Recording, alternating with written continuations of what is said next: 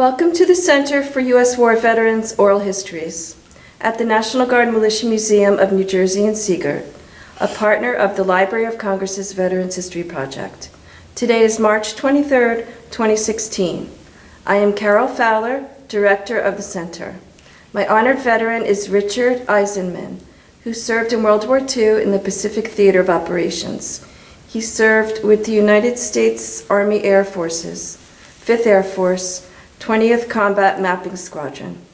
Richard was in service from February of 1943 to December of 1945 and was a medical technician. 20th Combat Mapping Squadron, 6th Photographic Group Reconnaissance, 5th Air Force, Far East Air Forces. Thank you for wanting to be here today. Can I call you Rich? Yes. Your eyewitness account is considered a primary historical source and a valuable contribution to the Veteran History Project here at the museum. Good morning, Rich, and welcome. Good morning. Thank you. How did you hear about this project? I read it in the Star. Oh, nice. And also, did anybody in your family serve in the military before you? Before me? No, there was nobody. Oh, okay. So how did you come to be in service? I came there, I got a notice in the mail that my neighbors selected me to be drafted. That's funny. That's what the letter said. Wow. Do you still have that letter? I don't think so. Oh, okay. And where did they first, wait, who drafted you exactly? The Army? Yes. Okay. And where did the Army first send you? Fort Sheridan. Where's that? I think it's in Illinois. Okay. And what kind of adjustment was it for you to be in the military? It was quite an adjustment because you had to do things at certain times, and we woke up and KP is the first thing they put you on, and which is good. You get your choice of good food. Oh, okay. You were raised in Michigan? Yes. Okay. How did your family feel about you going into the service? Were you the only boy? No, I had a younger brother. He eventually served in the Korean War, Oh, okay.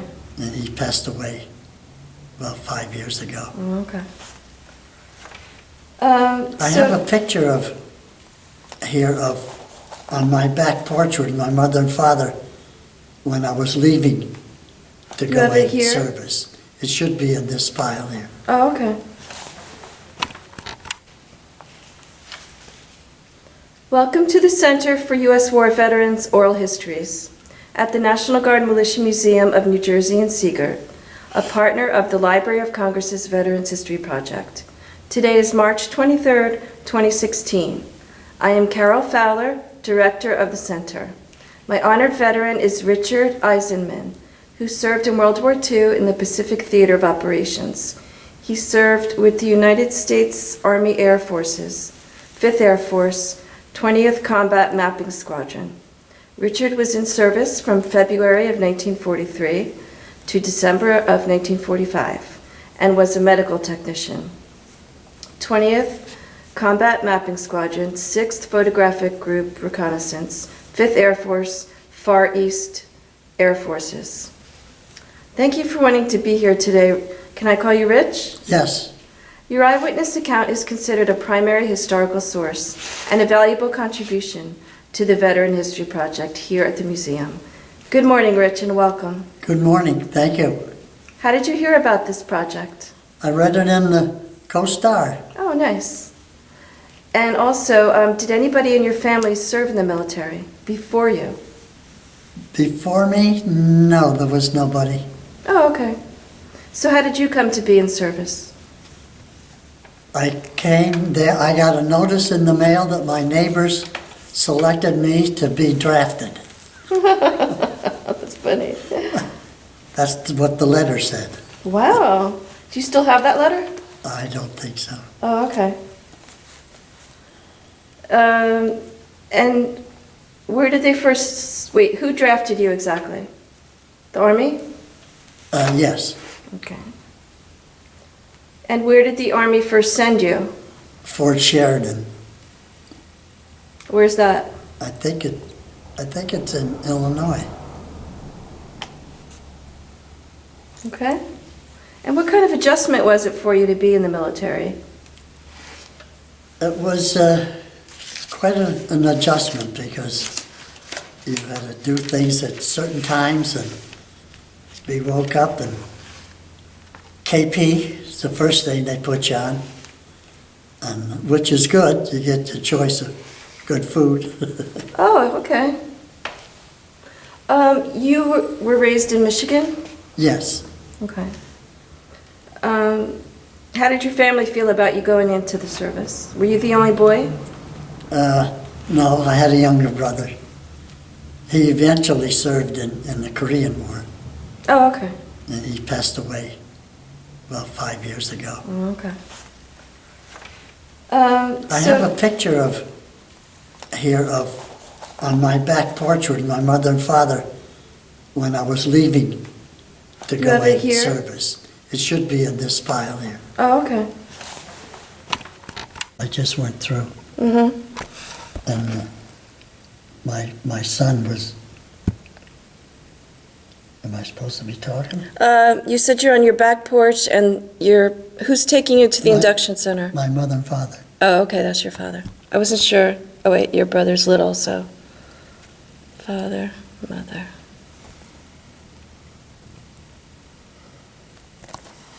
Okay. Oh, yeah. And KP. Yeah, that's the first, when I arrived there the first day, then that night, the next morning, 3 o'clock in the morning, they called my name for KP. 3 o'clock in the morning? Yep, that's the time you got up, and, because you had to go to the mess hall and get things ready for breakfast, for all. What for time, everybody. what time were lights out? What time did you go to sleep? Well, whenever you wanted to. Oh. So, because it was an induction center, and I don't remember when, that's quite a few years ago, whether it was lights out or not. But that's the way it was. What was your opinion of your officers, your drill instructors? Well, they were very good, strict. Strict. When you went on hikes, if your feet hurt, that's too bad. You just keep hiking. Yeah, it was Kearns, Utah, and it was Oh, okay. up and down. Is that where, After I left Sheridan, okay, I went to Kearns, Utah, all right. and that's where Is that a base? yeah, that's where the training started. When did you get put into the Air Force? When I went to from Utah to Colorado Springs. Oh, okay. That's when I was shifted into the Air Force. So what kind of training was in Utah? Just military training, shooting rifles and, Oh, okay. Did you like it? and marching. Were you good at it? No. And then you pulled guard duty. And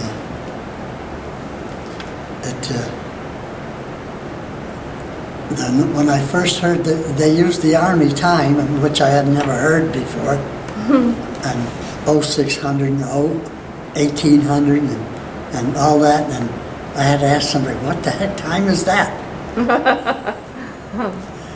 And you soon learned it. But when I was in Kearns, Utah, then it was a funny thing. I was talking about KP all the time. They liked me. I was there on KP, and all of a sudden they're hollering for my name. And I said, I'm here. What are you here in KP for? You're supposed to be heading on the train to California.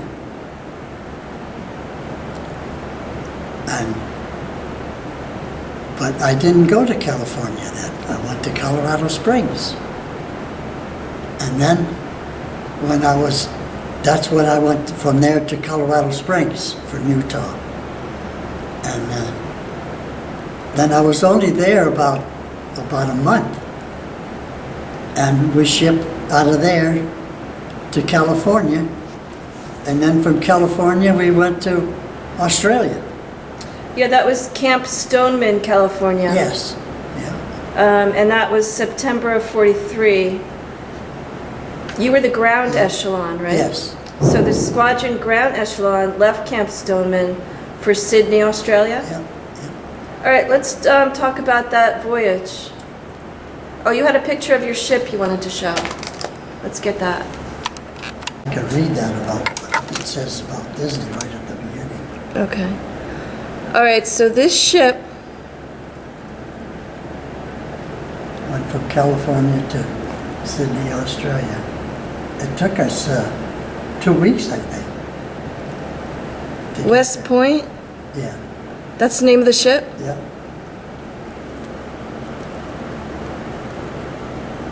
And then this insignia, the Dumbo insignia.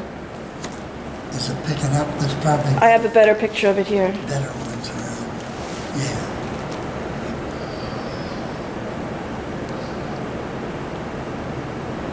You want me to talk about it while you're taking the pictures? I have this too. While you can take it? Yeah. Okay. Designed by Walt Disney, 1942. He has a camera in his trunk. That's really cool. Yeah. The 4 white stars represent the 4th photo group.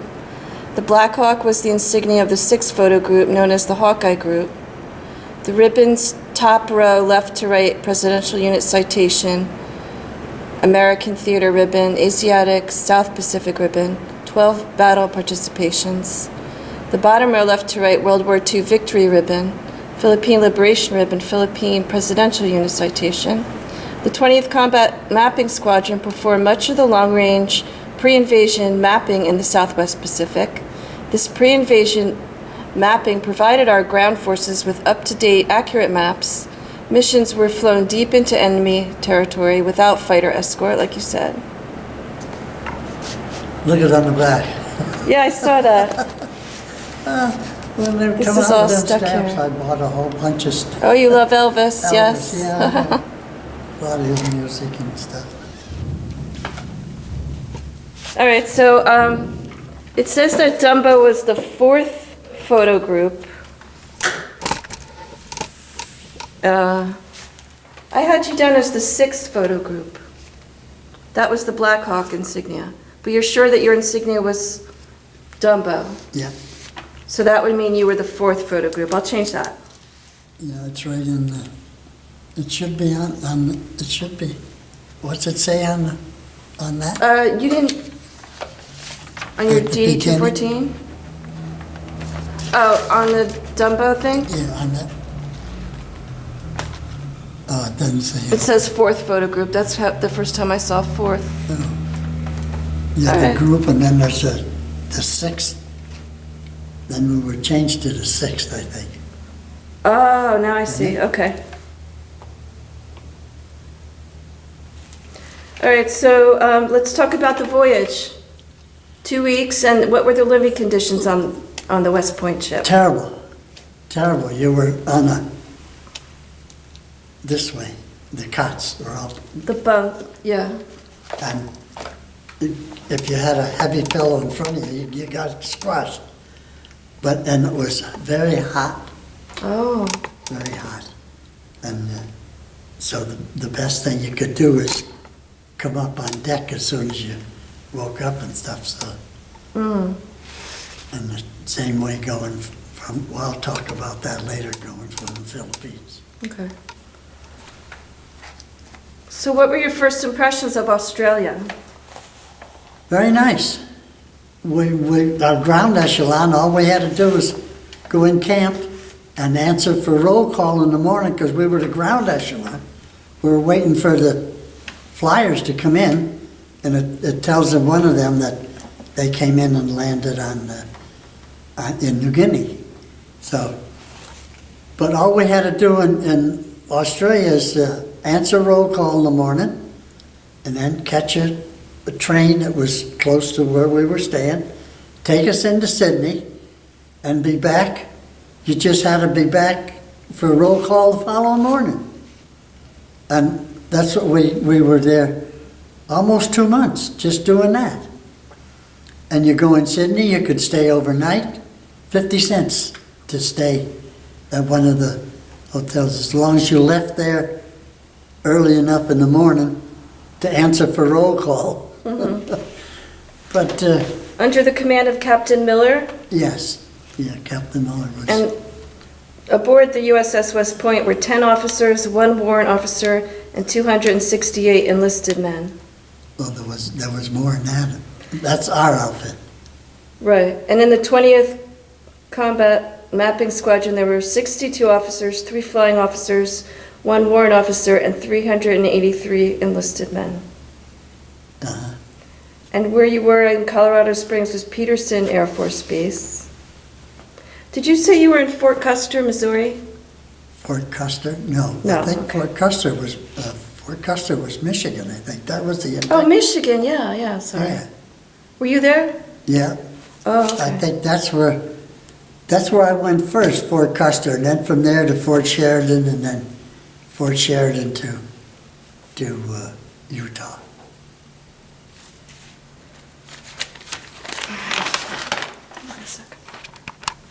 Say that again. You had no medical training. No, I was just put. They needed an extra person, I guess, in the medical section to ship out. So they just threw me in there. Wow. But as I said, I did most of the bookwork Yeah, you said in the that. squadron, you know. And All right, so when was that? Was that? but all our other medics had the medical training, Right. and we had the one doctor, Dr. Clark. So in Colorado Springs, you were just put into the unit, but you didn't do anything there? You No. didn't have medical training, okay. I wasn't there long. I wasn't So there when very did you long. start working with the medical records? When I got, when our air echelon came and our whole group got together, that's when I started working with the records. Oh, okay. So that wasn't in Australia? No, it's in New Guinea. Okay.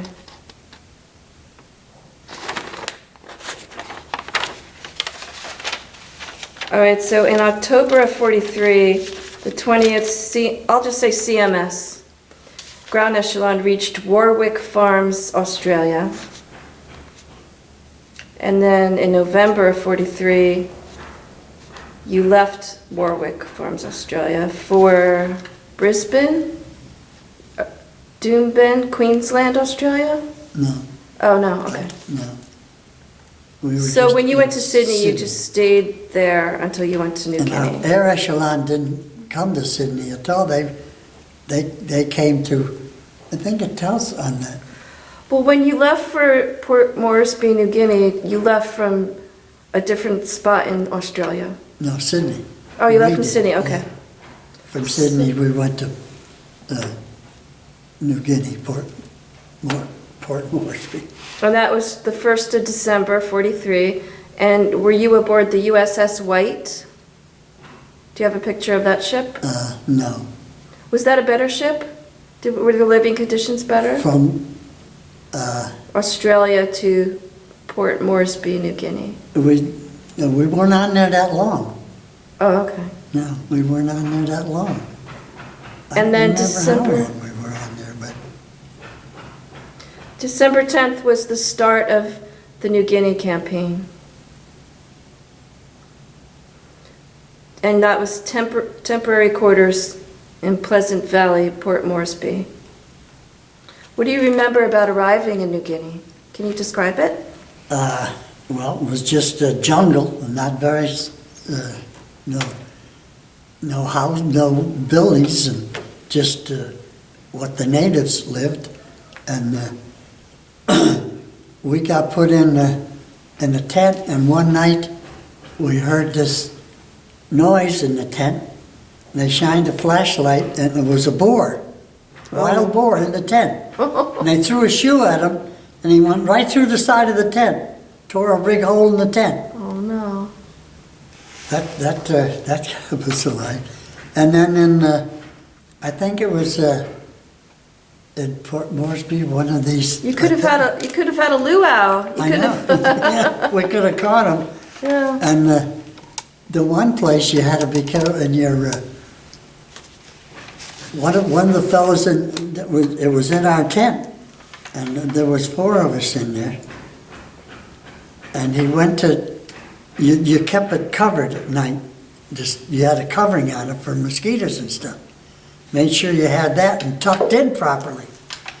And he took that off one day and pulled the blanket down. There's a snake in his bed. So they started tucking things in better. Oh, okay. So that they couldn't get in, but it.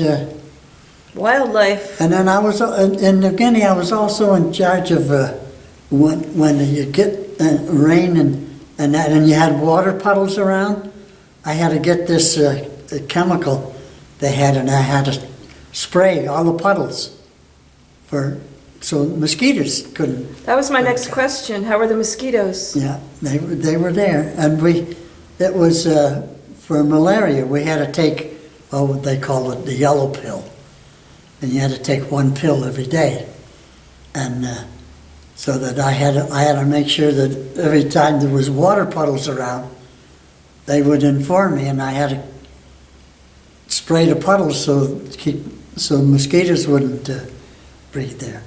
I had a lot of little extra jobs to do that they would find for me to do.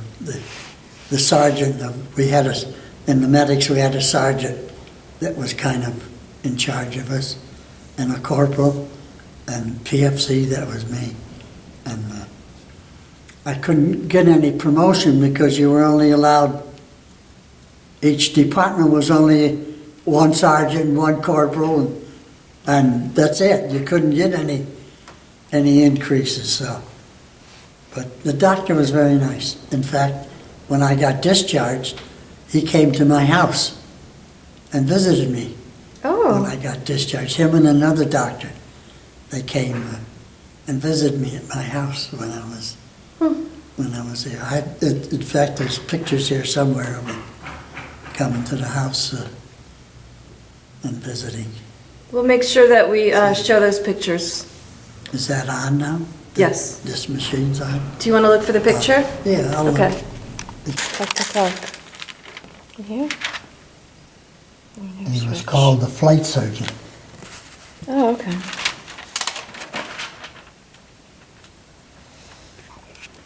Remember the other doctor? Here's Rich, Dr. Clark, and the other doctor. Dr. Clay, he lived in Mansfield, Ohio. How did they end up at your house? Your house in Michigan? Yeah. Oh, now I Yeah. understand. Okay. That's really special. Okay, here's Rich in front of the ambulance, and he wants to talk about that story. You have an ambulance story?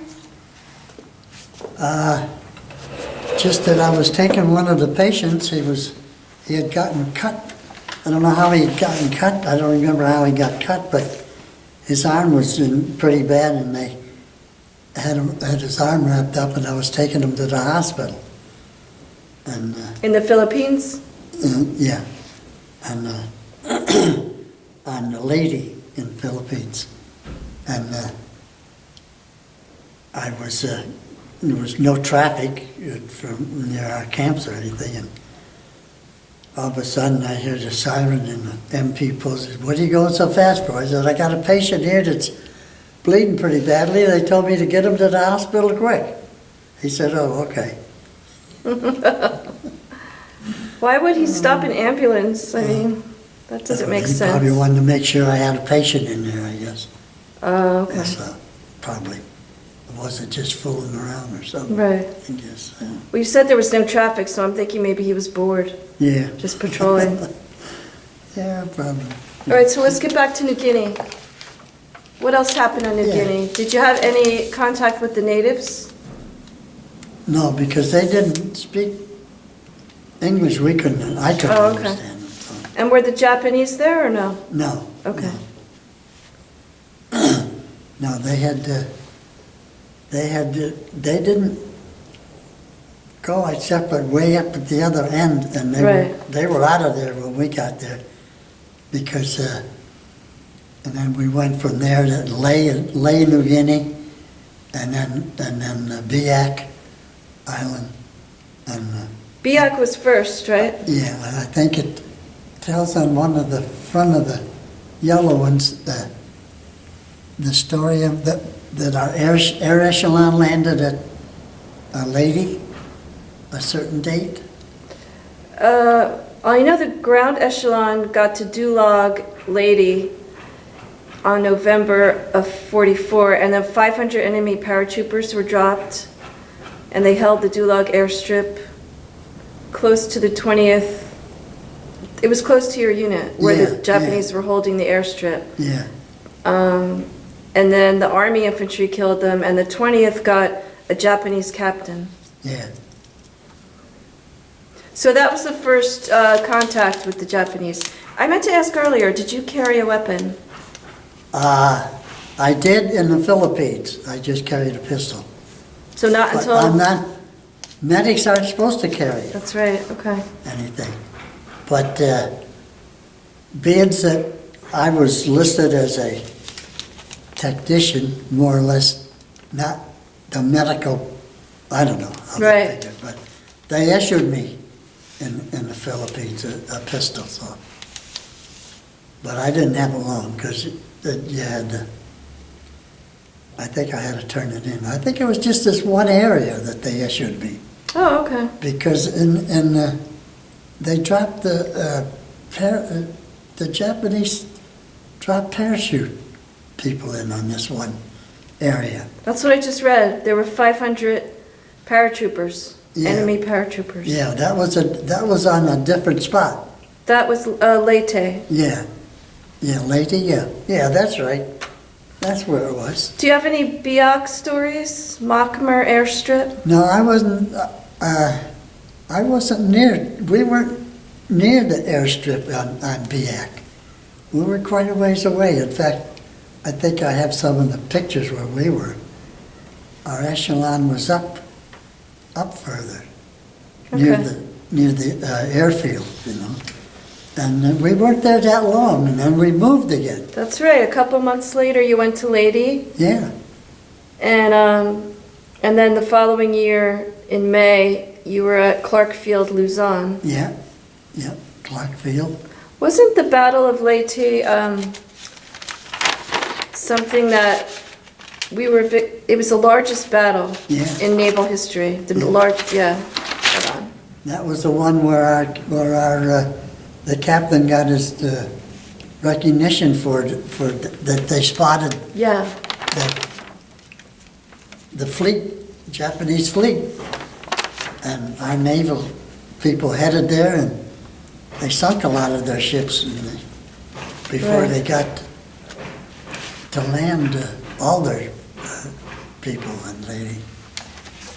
But the Battle of Leyte Gulf was the largest naval battle in history, yeah, and processed aerial photos taken by the 20th CMS exposed the large enemy convoy of ships. yeah, And thanks to that, it helped the Allies win. That was a victory, yeah. yeah. While some events were in the forefront for the air crews, tribute must be given to the support personnel. The dedication of the mechanics, communications, medical, food, clerks, motor pool, and photo lab contributed to the outstanding record of the 20th. Yeah, that's what it said in the... Did you get that out of one of the things? I already had it from before you came. Oh. Okay. I looked you up. All right, so Clark Field, Luzon, let's talk about that. What kind of condition were the Philippines in? Well, where we were, it was near Thanksgiving time. And where our camp was, they had to build a road. They had to chop trees down to lay logs because it was mud. There was mud up to your knees. Very mud. And the Seabees, I think they call them, they had to come in and they laid logs out to get the equipment in near the camp there. And but it was I got to go into Manila once in a while, but we weren't there. And I was at Clark Field, and then from there we went to...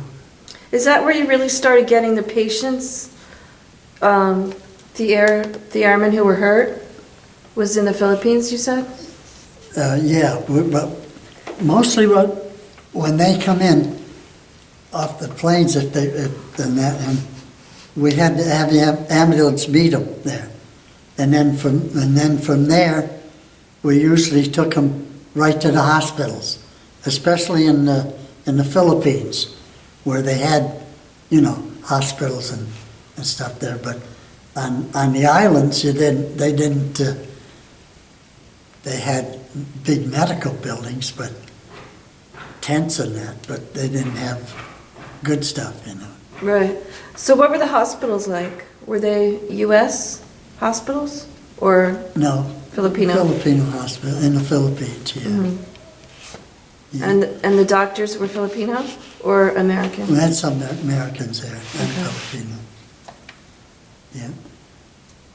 But Did you ever get sick? How was your health over there? no, I stayed pretty good, except at Utah when I had to eat the Vicks. Oh, yeah. Otherwise, I stayed pretty healthy.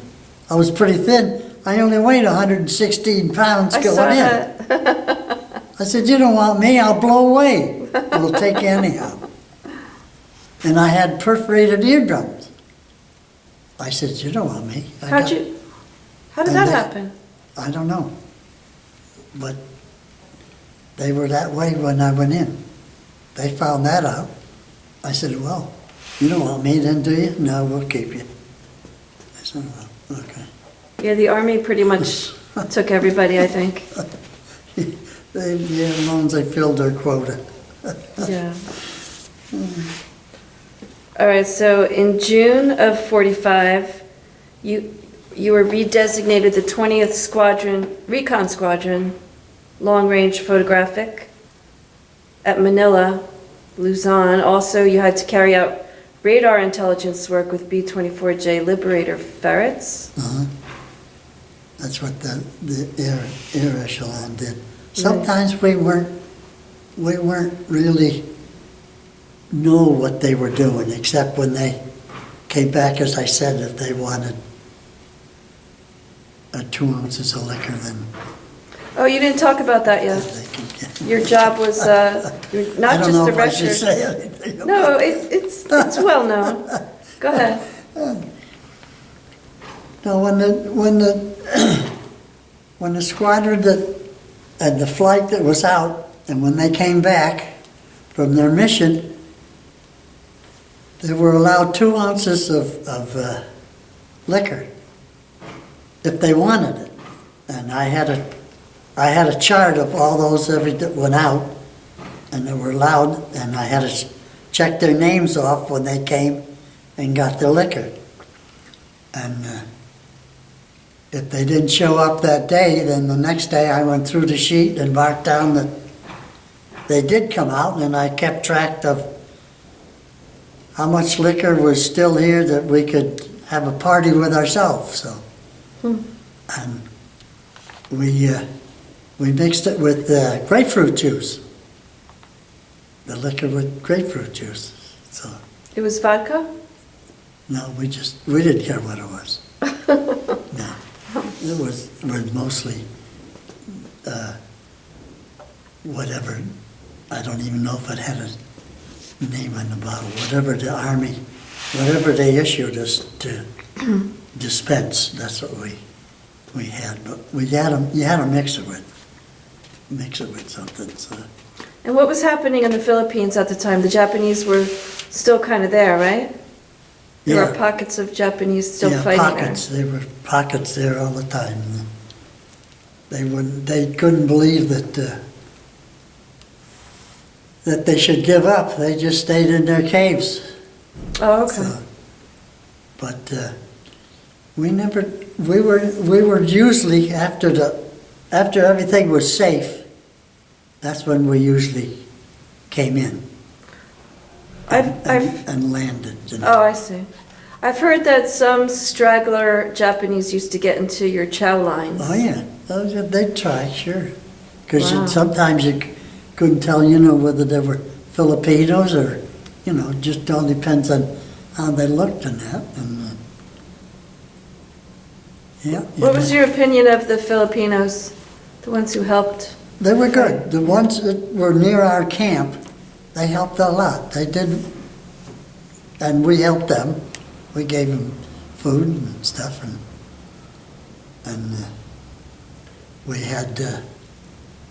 They would have a movie outfit come in, and they would set up a screen in a field area, and they could come and watch the movie and that. And it was. It sounds like it was a lot better than in New Guinea. Oh, where yeah. Things were more primitive. Yeah. And then we have to talk about how you found out about the atom bomb dropping. Nagasaki, Hiroshima. Well, we were on Okinawa. Oh, right, okay. On Okinawa when the war ended, and the headquarters told us. And you didn't even know what an atom bomb was, right? No, we didn't know what it was. And what happened is none of the reason we knew is because the ships that were in the harbor, our ships was in the harbor, refueling and stuff, and all of a sudden they were all shooting their guns off all over the place, like a big celebration, And we said, and the thing is, they're shooting in the flak, the chips from the metal from the stuff is falling down in our area and hitting the tents and putting holes in the tents and stuff.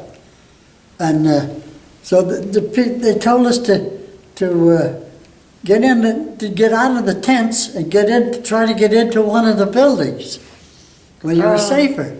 Okay. And we said, what's going on? And they said, well, the war is going to stop. They set a bomb over it.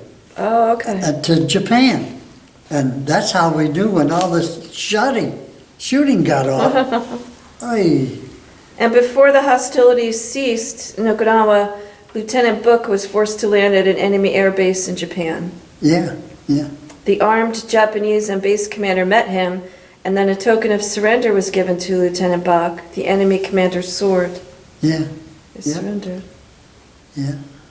And then 3 days after the ceasefire, enemy fighters attacked 20th photographers flying recon over Japan. Yeah. That's where the one boy got, one of the gunners got shot.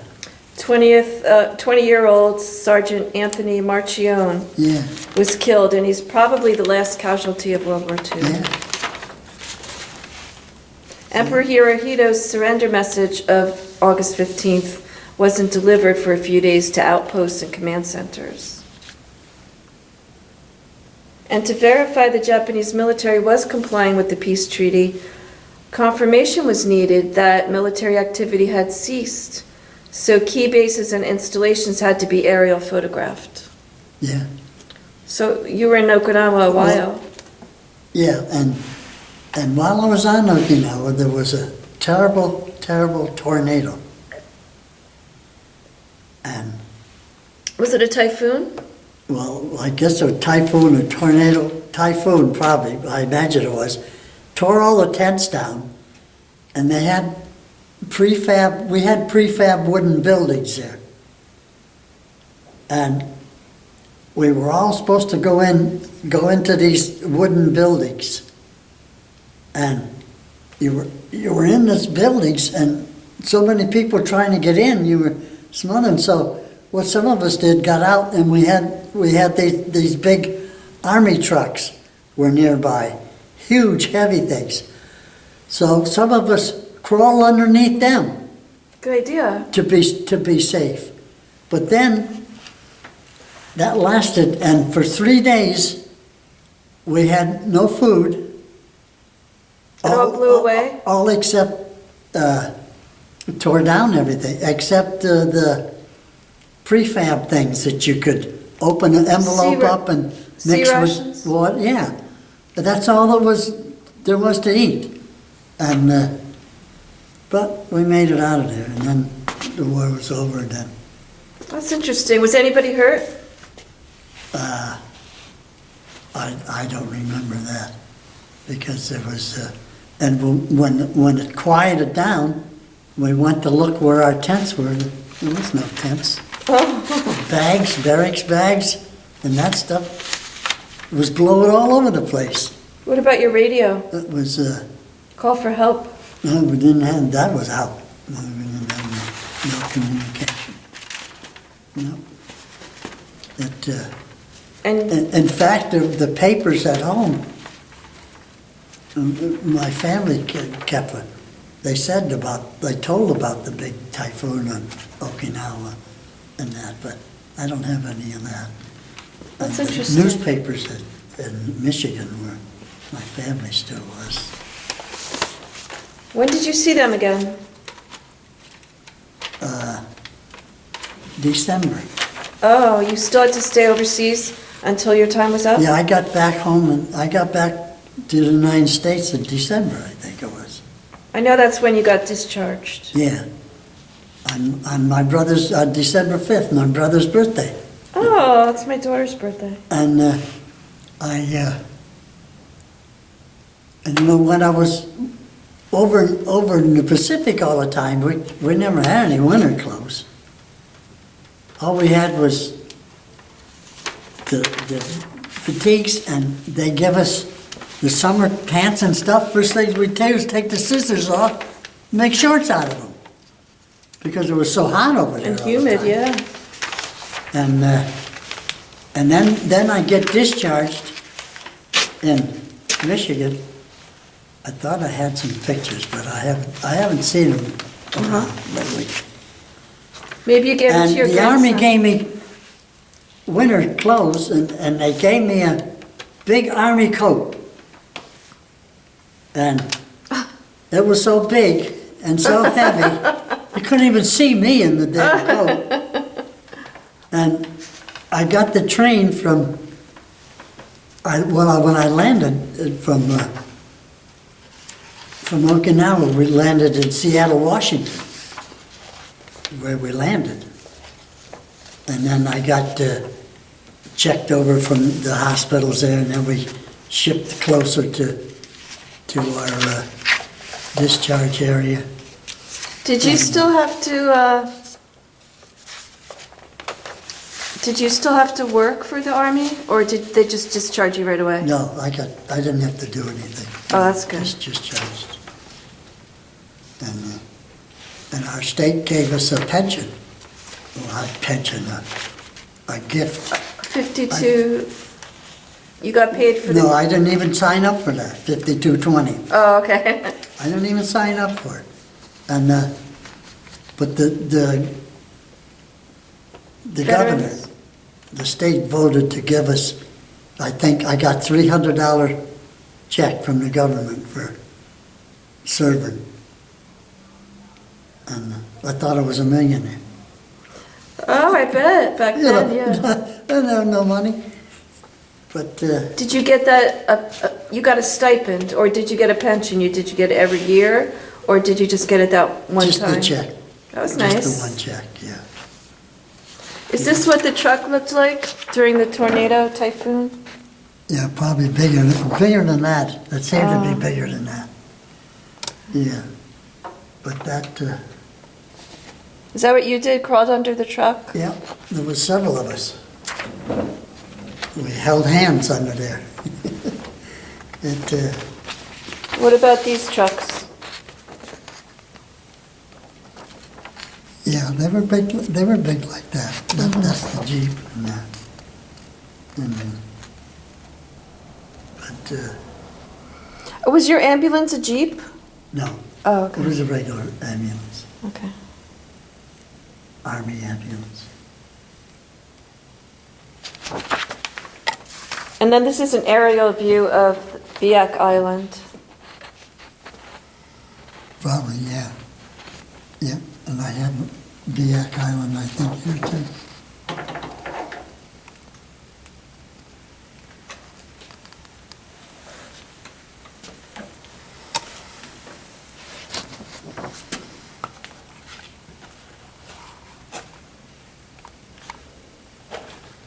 Army portrait, Army Air Forces portrait, after he is discharged.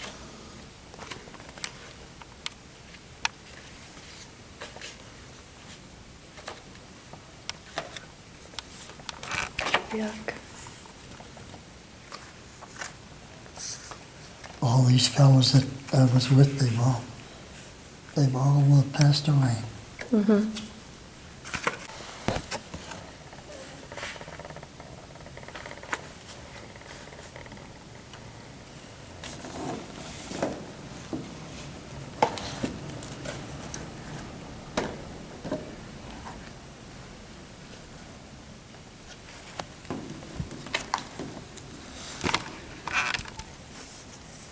What is this picture from? When you first went in? One of the islands, I think. And that's basic training. What are you That's- holding there? A rifle. Oh, I see. That's before I was just in the service, into nothing.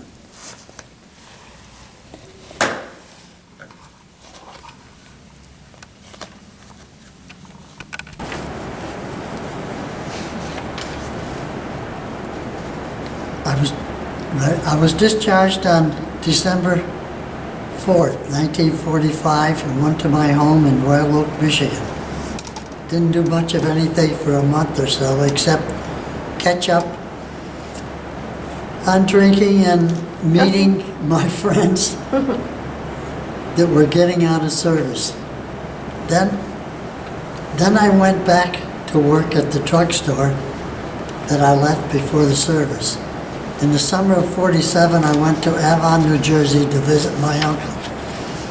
I liked it there, so in 1948 I moved to Avon, New Jersey with my uncle. I worked with him doing general contracting work. My uncle had a rooming house, and one block from the ocean, every summer a house full of pretty girls stay and go to the beach. In 1949, one of those pretty girls was Marge, who is in April 1952 became my wife. We bought a home in Spring Lake Heights, New Jersey. Marge was a supervisor for New Jersey Bill Telephone Company in Newark, New Jersey, which is 50 miles from our house. She commuted by train every day until 1955, when our son Donald was born, who is manager of a car wash business and special officer in Manasquan, New Jersey. Donald and his wife Mary have a son, 14 months old, named Justin, our one and only grandson. He is the love of our life. Mm-hmm. In 1958, we had a daughter, Diane, is an occupational therapist and works for cerebral palsy Uh-huh. in Bricktown, New Jersey. In 1956, I went to work with the New Jersey Highway Authority, Garden State Parkway, which is a 173-mile toll road from northern to the southern tip of New Jersey. I have been with them for 25 years this year, having served titles of which I am now Administrative Assistant to the Director of Maintenance. Period. And I retired in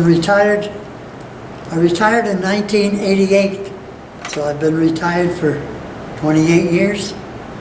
And I retired as I have my glasses on all the time. I retired as a roadway superintendent. And it was a very good job, and I liked it, and I worked very hard for the authority. And they appreciated it because we had a very good medical and drugs. Everything was paid for. Pharmacy, yeah. And very good medical. I still have it. That's good. Thank them very much. And you're 92, right? I'm 92 years old. 93 in July 11th. And what's your secret? How are you doing so well? Just keep moving. Play golf in the summertime once a week. Nice. I still play golf once a week. There's 6 of us that get together and play. And I was just talking to 4 of them yesterday, and during the winter we get together at my house and play cards. A little get together during the winter. That's nice. And so made arrangements for, I guess, April 4th, they're coming to my house.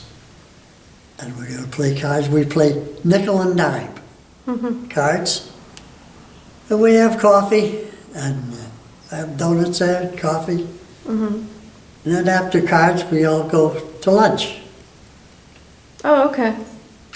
Then our next meeting will be on the golf course sometime the end of April. Nice. That's my life. It's a good life, I was just about to say. And my wife passed away in July Oh, sorry. 28th. We're married 63 years. It's kind of quiet around the house now, but I have a very nice daughter and son. That's good. Live close by, and they check on me most every day.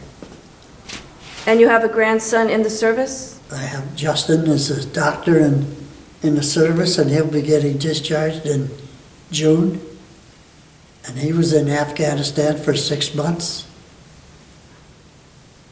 And he enjoyed the experience, he said. It was a great experience. Glad he got home safe. And he has one little boy now. His name is Jack Richard Eisenman. You have a great grandson. I'm a great grandfather, yeah. And 2 days ago, I have a new granddaughter. Oh, you do? Yep, she was just born what's today? Sometimes I don't know. The 23rd. Oh, today's the 20th. I think on the 20th. 19th or 20th, she was born, yeah. Congratulations. So, thank you. When you got out of the service, did you use your GI benefits? The house mortgage or No. or education? To buy the house in Jersey when I got married, yes. You were able to use that? Yeah, it was only 4%, That's great. which was very good. Yeah. And did you join any veteran groups? I belong to the VFW, yes, belonged to the VFW in the Heights, and then that didn't work out. Went to Belmar. I belonged there for a few years, and now they went because not many are showing up anymore. Oh, okay. So we all got shifted to Manasquan. Oh, okay. So I'm in Manasquan's VFW now. That's good. And I don't need to ask if you ever went to any reunions. You have a wealth of photographs from all the reunions you went to. No, just the ones that my outfit was in, and we stopped. The last one I think was 1990? 1990. Because the ones that were in charge of it, they were getting older, and it became just too much for them, you know. Yeah, that's a lot. Every 2 years to make the reservations and plan things to do while you were at the reunions, and they did an excellent job.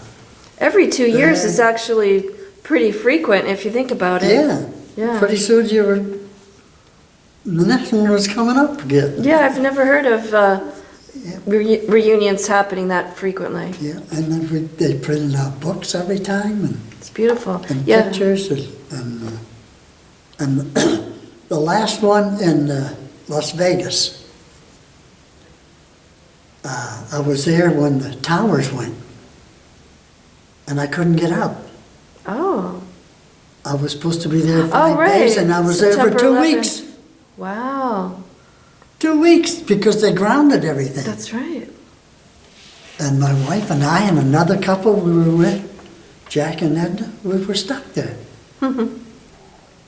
They moved us, and the hotels were laying people off because nobody was coming. They had no visitors.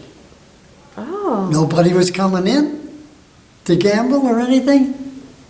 So they didn't need all the help. They shifted us from one room to a nice suite, and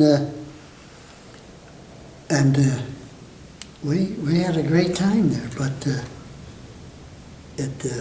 and the thing was, when the towers was hit, when they got them planes, and they got them from Newark, I think, one of them. The terrorists, yeah. And Marge and I could have been on one of them if we'd have left a week earlier.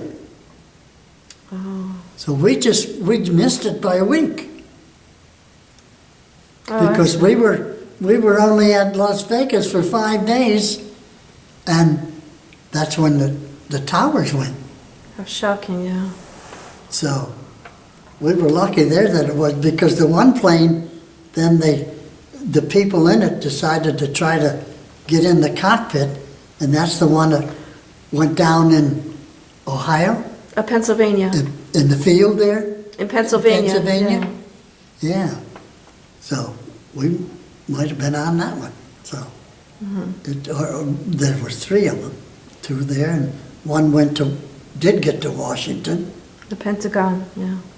And they trained all these pilots, all these people. They trained them all in Florida. Right. Nobody knew about anything.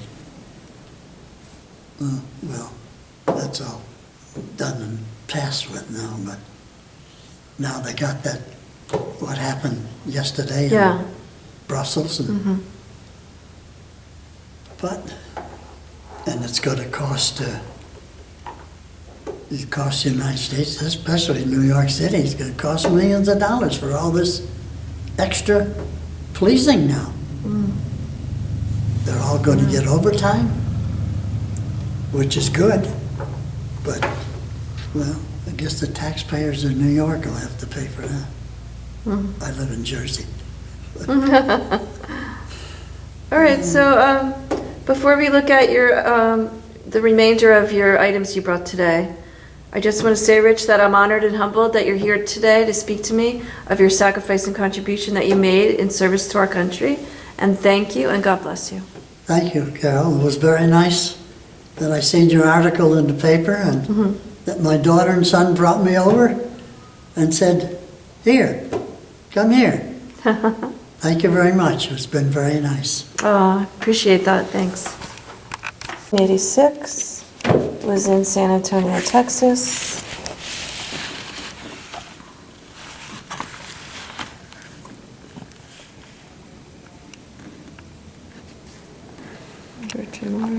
They're the ones I had at reunion at my house. Okay. Are you in the picture or no? Yes, right there. Oh, okay. Oh, you look great, yeah. And I think is that the same ones? No, it's a little different. No?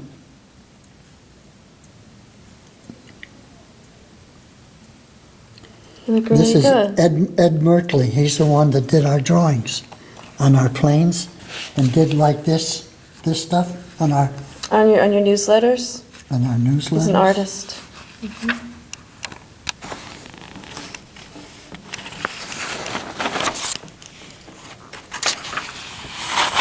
And this one, the last one, 1990, I was in Virginia. And I found him again. With you.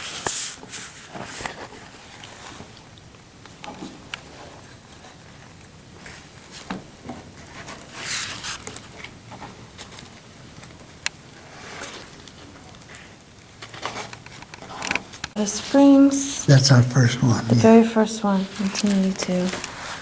And you were helping register people at the Yeah. table at the check-in.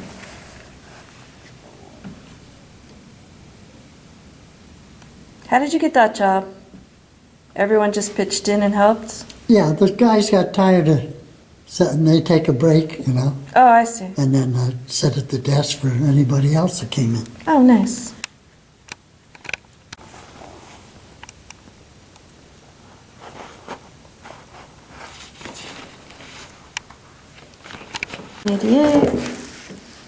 Reno. Wait a second. Reno, Nevada. Did you get one of these for Las Vegas?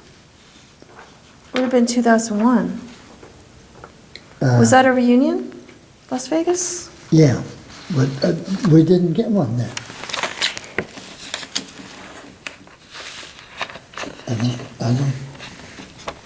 I don't have one there. Oh, okay.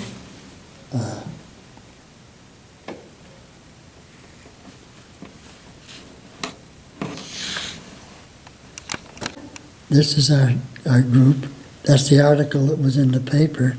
Oh, And nice. this is, that's why I marked this. Oh, good. It was 1985.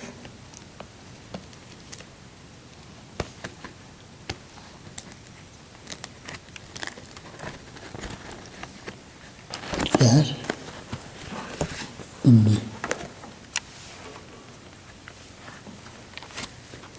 these pictures here.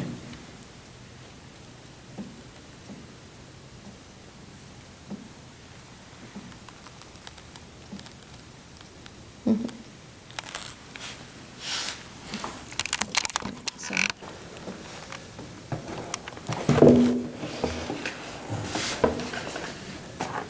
Oh, this is your letter, the first thing.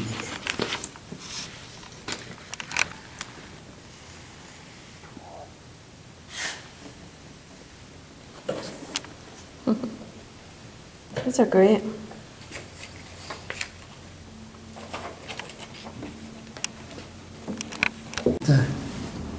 For 25 years at Spring Lake Golf and Country Club. Oh, beautiful. I've been there. What did she do there? I worked in the office, Oh, which is, she only had to go around the block.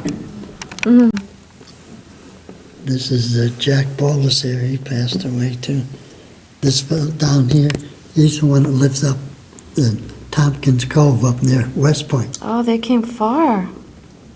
And I grew up, we stayed up at their house, and I stayed at the Thayer, the big hotel at West Point.